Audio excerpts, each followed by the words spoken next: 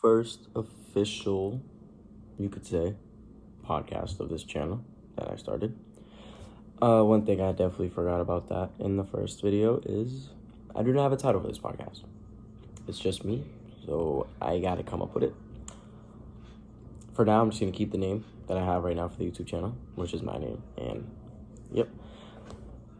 But let's skip past that. Let's talk about the play-in game in what was very competitive than I thought it was going to be. All four games were pretty close other than the Heat and Hawks. Let's talk about the Heat and Hawks first. So, I'm a Celtics fan.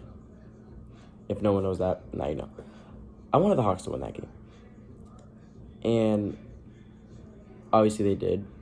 And there's one reason why I mainly wanted them to win that game, and that is going to be because of Bam Adebayo.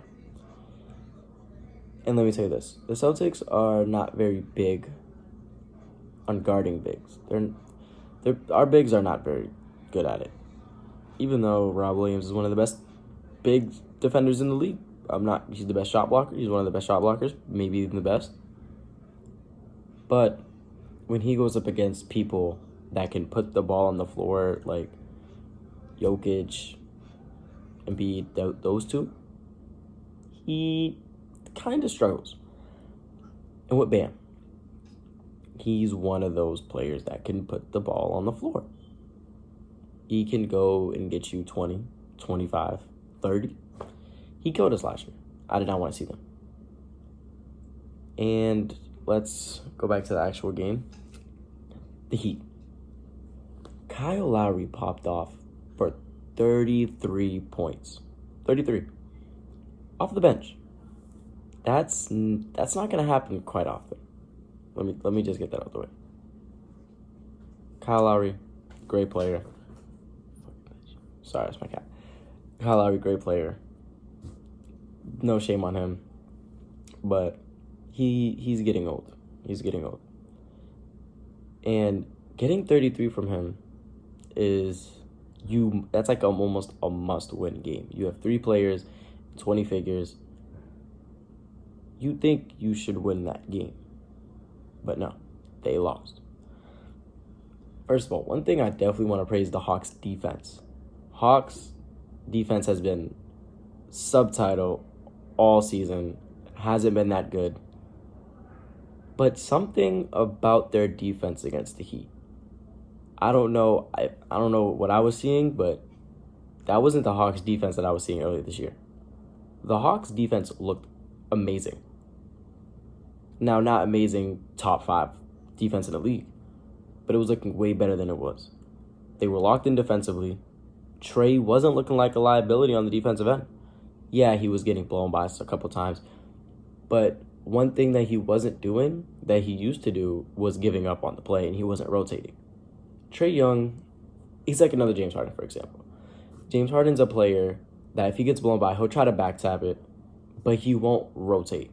He will stay where he is and not help stay where he's at. Trae Young was doing more rotating. They were being vocal. Clint Capella holding down the paint. DeAndre Hunter, DeJounte Murray playing great defense. They weren't scared of switching Trae Young onto someone like Kyle Lowry or Tyler Hero. Yeah, he was guarding Gabe Vincent for half the game. But they weren't scared of switching him, which is weird. They usually try to hide him on defense. But they didn't, which worked. Now let's talk about the Heat. Jimmy Butler. Weird game out of him. Weird game. It looked like a normal game. He had a good 20. He had 20 points. He had, I think, somewhere near 6-7 assists. He had a couple rebounds. It's a normal game for Jimmy Butler. It's a normal game. But with that this type of game is almost like a playoff game. It's almost like a playoff atmosphere game. We're expecting more out of him. Way more. We're expecting maybe 30 plus, 8 plus assists, 8 plus rebounds. Okay, maybe not 8 plus rebounds, but somewhere around there. But we kind of got regular season Jimmy instead of playoff Jimmy, which was very, very, very surprising. Now, Jimmy Butler, all hands down, probably maybe the Hall of Famer when he retires. Who knows? He hasn't. I don't know. They don't respect people that doesn't win championships and stuff. But he might be a Hall of Famer in my book. Great player. But he is the best player on that team, and it just didn't look like he was that game. It didn't look like he was at all. And now they have to face the Bulls, which the Bulls. Let's talk about the Bulls. First of all, let's give a round of applause for DeMar DeRozan's daughter. Screaming every time. Toronto 18 for 36 on free throws. Anyone that's a Toronto fan right now is livid. If you lose that game, they don't lose that game if they don't miss, obviously, 18 free throws. They don't. But for you to be on your home court, play-in scenario, playoff atmosphere, crowd's going crazy, you got a whole crowd outside of the stadium, to miss 18 free throws, that's not a good look. It's not a good look. Now, everyone thought this team was going to get blown up at the deadline. OG was going to be gone. Gary Trent was going to be gone. They were going to mix things up a bit. But now that you lose this game, where do you go with this? You have Siakam. Can he be your leading player in the future? I don't think so. Maybe they go out and maybe get someone that can lead them, that's a better player than him that can lead them. But with this, I don't know where they go. Because they don't know. I don't think they figured out what their real, what their team really is. It's a great well-rounded team. Let me get that out of the way. A great well-rounded team. But the way it's built and only having 2 all-stars, not superstars, and then a bunch of good players that can maybe borderline all-star, great players. We've never seen a team win like that. We've never seen a team win without a superstar, without that go-to player that we can go to all the time. The Raptors don't have that. They have Siakam, great player. Fred VanVleet, great player. OG Anunoby, great player. All defensive team. Maybe he has a case for DPOY. They have, who else? Scotty Barnes, Rookie of the Year. He didn't play great this year, but he still has a bright future ahead of him. But I don't know what they go with this team. Now for the Bulls. It's a great win. Zach LaVine. Now, I think he ended the first half with 5 points. 5 to 7 points, somewhere around there. He ended with almost 40. And I'll tell you why. Not only was Zach LaVine being more aggressive in the second half, they were mainly focusing him to get on. They were mainly focusing Fred VanVleet to guard him. That was their plan. Nothing else. You know what? Screw all this. We're going to set a pick and roll. Zach, I want you to try to go get Fred VanVleet guarding you, and I want you to go to the hole. That was their game plan. If you really watched what was happening in that second half, Zach LaVine was, I want to say killing, but he was destroying Fred VanVleet. Like he wasn't playing defense. Like he wasn't there. It was like Zach LaVine, a freelance to the rack. Then we also have Alex Caruso. Alex Caruso is a great player. I don't like how he gets now because we kind of overrate him a little bit, but he's a great player. He's great on the defense end. Great playmaker. He's a great energized player. Just like someone, Pat Bev, Draymond Green, one of those 2 players. Playmake, defense, energy, does all of it. Now Vooch. I don't know where they go with Vooch, because Vooch was kind of iffy that game. They were getting killed on the boards. Terrible. Their boards. I thought that was killing them. I think I don't know what happened, but their boards was looking so bad that was going to be the main focus, and that was going to be the main reason why they lost, was the boards. Jakob Poeltl and them were handling the boards like Vooch wasn't a factor. He wasn't there. He just wasn't. Now, With the Bulls now going into versing the Heat, I don't know what they do. I don't know if they try to do what the Hawks did in the 2-3 zone. I don't know what their game plan is going to be. But if I was them, I would try to do the same thing that they were doing with Fred VanVleet. Give the ball to Zach LaVine. Not every possession. Don't come out doing this. But I think their main game plan, if something goes wrong, give the ball to Zach LaVine and let him get someone that's not a good defender. For example, Tyler Hero, Kyle Lowry, the smaller defenders who can't move lateral sometimes, and let him go to work. We've seen that he could do that against Fred. We've seen that he was doing it against OG Anunoby, who's arguably all defensive first team. Now let's get to the Lakers. The Lakers. Lakers are finally in the playoffs. I love to see it. LeBron in the playoffs. AD in the playoffs. They're versus the Grizzlies. I can't wait for that. I think it starts Sunday. I don't know when. I want to watch that series. I can't wait. Let's talk about AD and LeBron. First of all, I didn't watch a lot of this game. I'm not going to comment on it a lot. But their duo definitely showed out, I will say. I think LeBron ended with somewhere around 20 to 25 to 30, AD around 20 to 25. I think he had over 10 boards. But what I will say of the parts I did see, Cat was killing the Lakers in that first half. Killing. Like, they had no defensive big. And that's where I think the Lakers, if they want to try to make this final run, they're going to have to do. Now, I see this a lot. They still play Wenyen Gabriel. Now, no hate to this guy, but they have Mo Bamba on the bench, who, in my opinion, he's taller, I'm pretty sure. He's better defensively. He can stretch the floor. And he's just a great big man. He's a better big man overall. Where I think this team will fail if they do lose in the first, second, third, whenever they lose, it will be because of the coaching. It won't be because of the players. It won't be because of how they play. It will be because of the rotation and the coaching.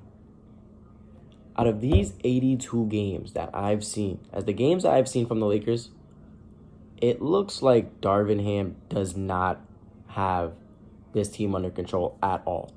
It doesn't. They look like it's a LeBron and AD team, sometimes D'Lo, and maybe the rotational players here and there. Other than that, this team looks crazy. Darvin Ham does not. His rotations are so, they're never the same. They're always different. One day you can have Wenyen Gabriel getting 15-plus minutes. Why are we giving him 15-plus minutes if we have Mo Bamba, who's better and can stretch the floor? Why are we doing this? You could see Lonnie Walker not get minutes, but we're going to give someone else that is basically a lower version of him. We're going to give, like this, for example, Austin Reeves. Austin Reeves wasn't starting the entire season. He was popping off at the end of the season.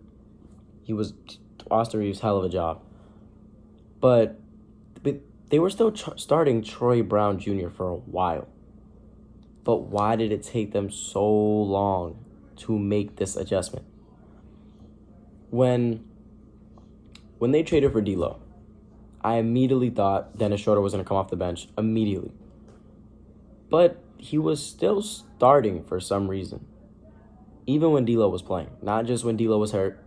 Not when LeBron was hurt. He was still starting. Which, I'm pretty sure their lineup was D'Lo, Schroeder, Troy Brown Jr., AD, and LeBron, yeah. That lineup is so weird when you could have D'Lo, Malik Beasley, D'Lo, Austin Reeves, LeBron, AD. Oh yeah, and what's his name? Malik Beasley. You could have them three players on the floor at once. Yeah, you could say your defense isn't going to be as good without Troy Brown in the lineup. But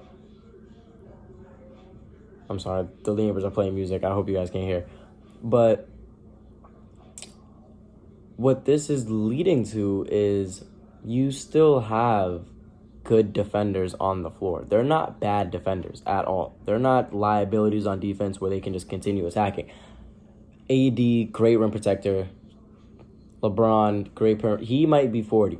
He's old. He's old. He's getting on his last legs. But he can still move lateral on defense. We've seen that this season. He might not give the most effort when he's off ball, but when he is guarding the ball on defense, he can sit there and make sure you don't score. When it's me and you, you're not scoring the ball, and I'm going to stop you. That's LeBron.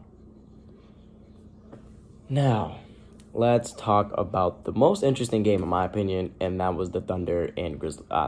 Thunder and Grizzlies. Wow. Thunder and Pelicans. Let's talk about the Thunder. Their big three, Shea, Josh Giddey, and Lou Dort, all showed up.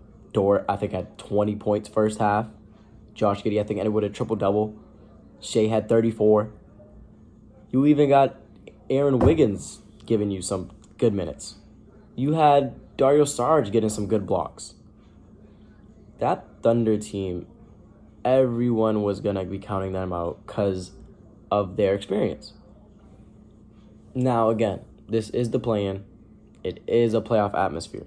But I feel like for a play-in game, you don't really need experience. We've seen it happen with the Grizzlies beating the Warriors, I think, 2 years ago. Experience really doesn't play a factor in the play-in game. Yeah, it's a playoff atmosphere. Yeah, you're playing to get in the playoffs. But you're not playing for that championship yet, and you're not in that 7-game series yet. So when they're just playing you once, it's like a regular season game for them. They're only playing you once, and then they move on to the next. They're not playing you one, they play you again, they play you again. They have to win 4 again. No. They're playing you one. But yeah. I don't think it plays a factor at all. Then we also had, for the Pelican side, we just got note that CJ was playing with an injury. I don't think anyone knew that. CJ, I think, ended with 14 points. Like 4 assists. He didn't really help the team as much. He didn't. Now, Valanciunas, 18 boards. I think he had 8 in the first quarter. If he doesn't get hurt and have to sit out for a little bit, I think the Pelicans win that game. I don't think it changes. I think he plays the rest of the quarter. They win that game. Ingram, 30 points, clutch 3 that everyone thought he should have got. He thought he got fouled. I don't think he did.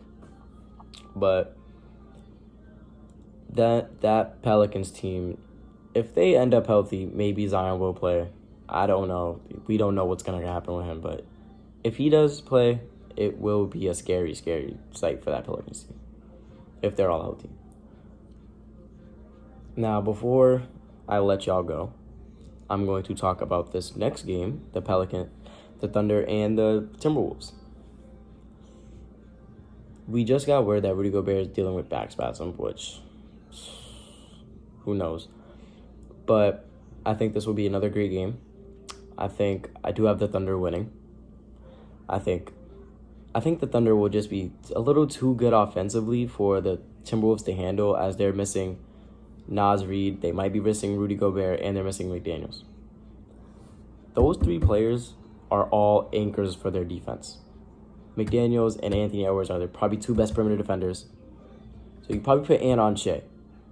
But now the real question is, who do you put on Josh? Because Josh, again, he's a 6'6" guard. He could go by you. He could pass by. He could pass. He could rebound. He's basically an all-around guard. He could do everything.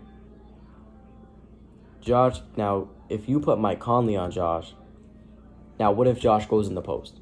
Josh goes in the post, Cat comes to help, open 3, corner, shot every time. I think what this is going to show is how I want to see how the Timberwolves do play this, because they are going to be short for this, even though the Thunder also are very short for the starting lineup. But Their three main people that they are going to be playing are Mike Conley. The starting lineup is going to be Mike Conley, Anthony Edwards, and Kyle Anderson. I don't know who they're for. I think it's Torian Prince. But who do you put on Mike Conley in that scenario? Do you trust him on Shea? Do you trust Shea not to be in the post as much? Do you trust him on Josh Giddey? Do you put him on Lou Dort? We just saw Lou Dort go 4 for 6 from 3, so we can't help off him now. We don't know what he's going to do. He could have a game like this again. We don't know if he'll shoot 0 for 6. We don't know. But do you take that risk? I don't think you do. I think you have to really strategize for this game. I do have the Thunder winning. So I think it will be a Thunders and Nuggets matchup. And again, I will be coming up with a name for this, hopefully. And that is it. Hopefully see you guys next time, and peace out.